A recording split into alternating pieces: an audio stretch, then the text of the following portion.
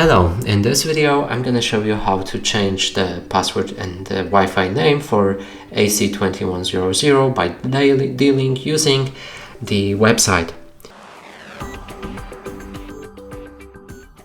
So in order to do this, after we set up our device, we'll need to click on our settings. From here, but before all that, enter this website, enter the password, and then follow the steps. So go for the wireless.